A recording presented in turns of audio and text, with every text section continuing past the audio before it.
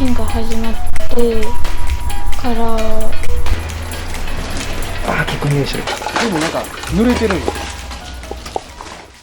皆さんこんにちは。関西クリーンサービスの太田です。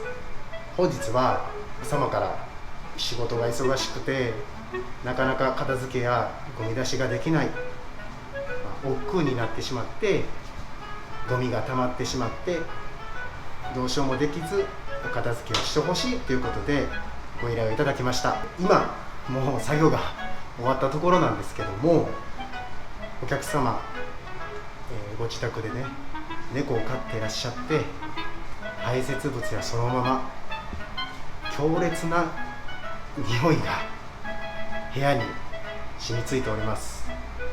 もちろん夏場です。本日気温35度以上、エアコンも使えません。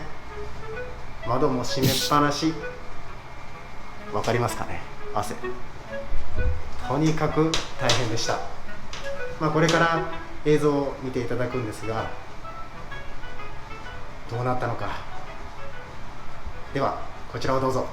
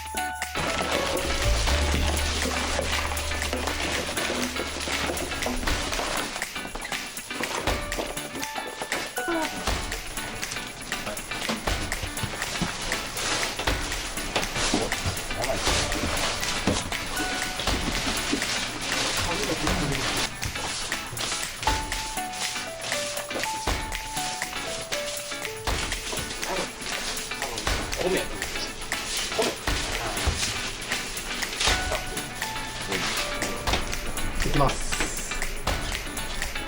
結構匂いしてる。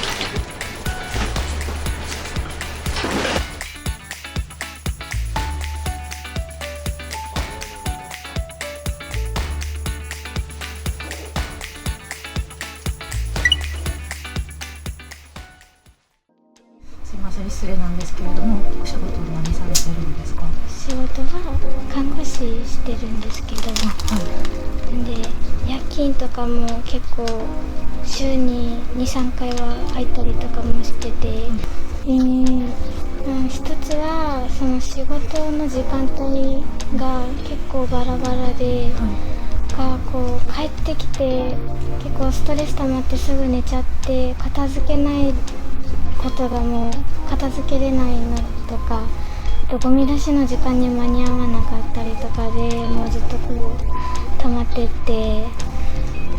たの見てもう嫌になってそのままにしちゃってみたいなのが一番の理由かなって思います。